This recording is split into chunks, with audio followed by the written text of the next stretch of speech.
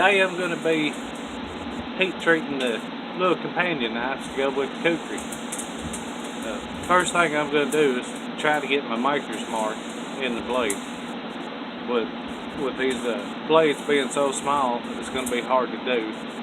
After I get these blades heat treated, then I'm going to start the fit and finish on them. They'll have a little bitty. The handles will be little. And as you can see, my old dogs they're just overwhelmed with excitement again today. Now this is my maker's mark. That's what I put. That's what I put in the blades to show who made the knife.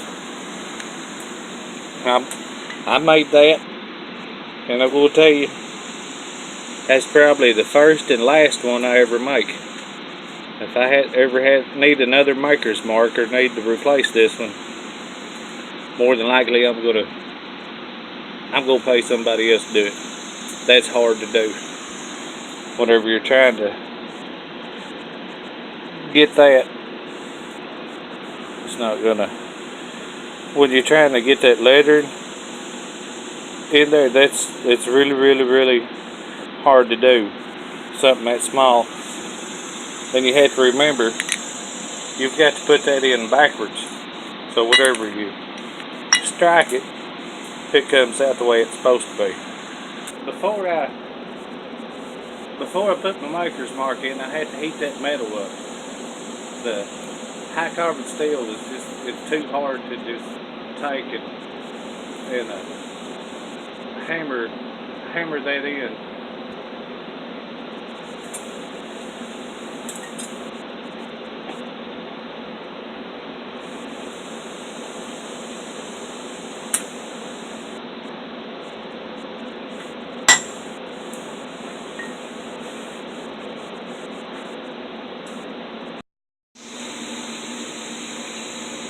And that's what it looks like. That's what it comes out to be. I'll do that again with the other one, with the chop mac.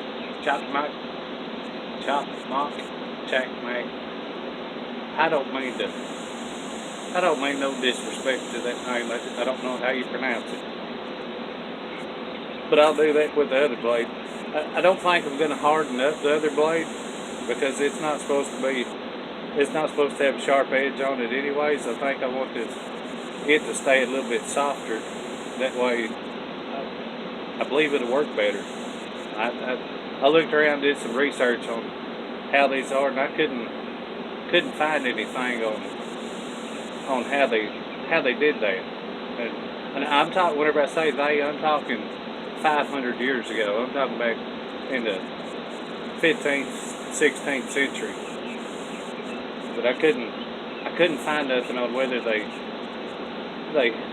hardened up the little chack mac for the one that's supposed to help keep your edge clean and sharp. It makes more sense to me that it don't need to be a hardened blade, that it would help keep the hardened edge on the Khukri sharp.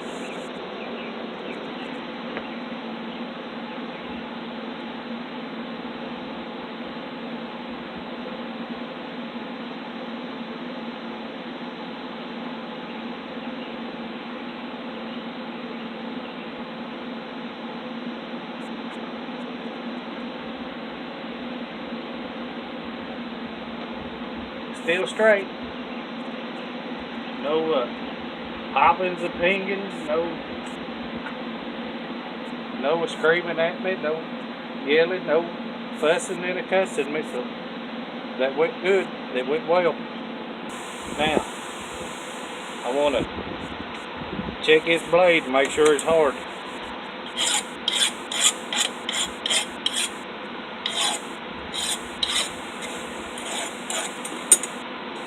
Seems hard to me. So I've got both of them knives cleaned up. I'm ready to blue them. This one I put a slick finish with on.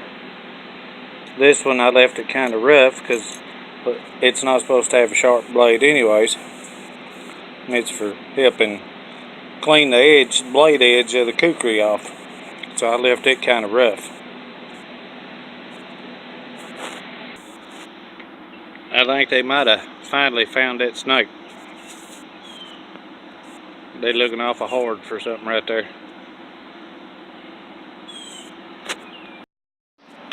Now, that's what them old doggies do. My puppies, I call them my puppies. But that's what they do. They sit out here, and I joke and play around about them getting underneath my feet and all that. But honestly, what they're doing is they're sitting out here protecting me, watching over me, making sure something don't come up and try to hurt me. Such as like they're afraid this snake's gonna try to hurt me, I guess. But now last year I was out here working and I heard the dogs making some noise down towards the road, so I went walking around to see what they was barking at. When I got around to the front yard, they took off down towards the road. There was a guy walking up the road, and it was really hot that day, and so my dogs wasn't going to do nothing to him. But I hollered at him, I asked him if he's okay, because he down there looking like he's having some kind of fit.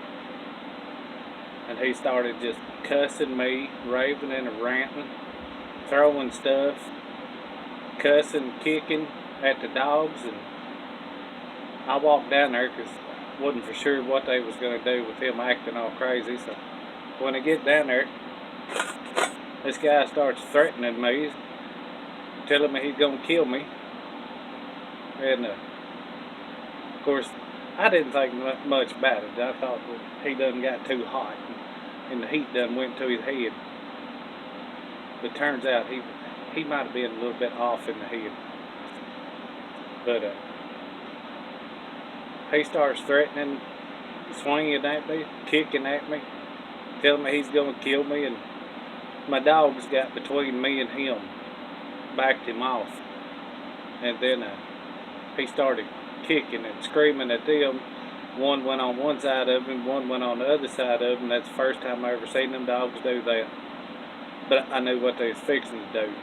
I'd seen them get after stuff in the, out here in the front yard, so I knew what they was fixing to do.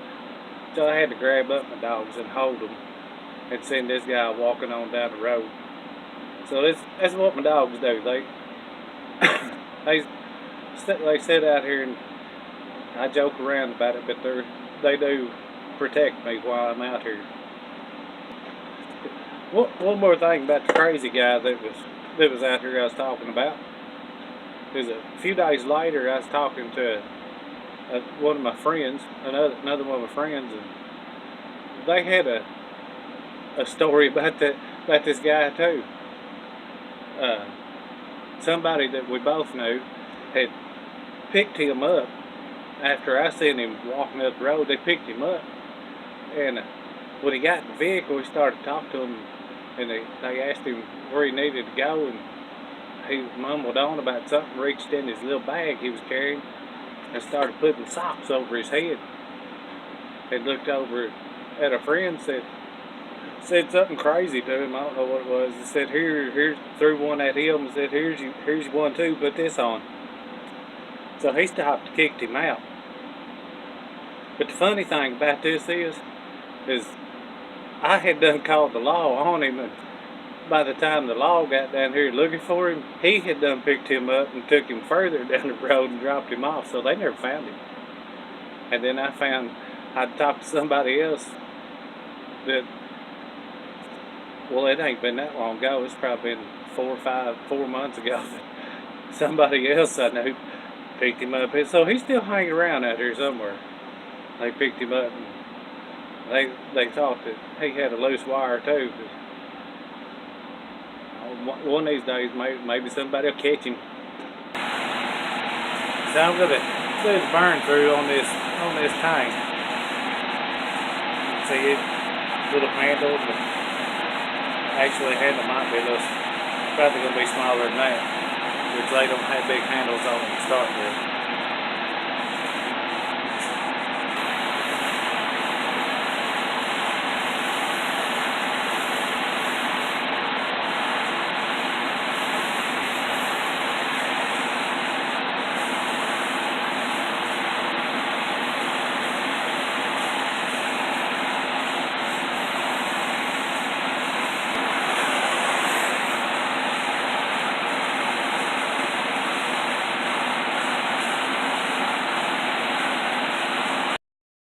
Whenever I'm doing this when I'm burning my handle on my tang, whenever I get close to getting that done, getting the handle on, or after I got it fit for the handle, I'll heat that tang back up and clean the ashes off of it.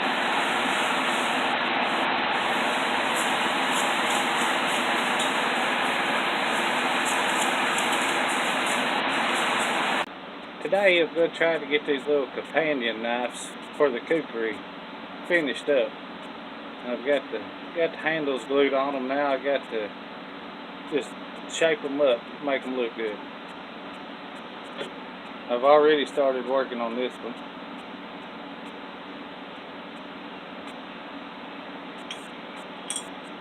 Now I need to do the other one, try to get it to match. There's what they're looking like so far.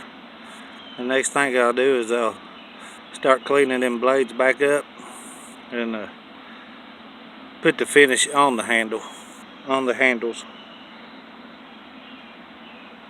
So a Khukri and his two little companions need something to be carried around in.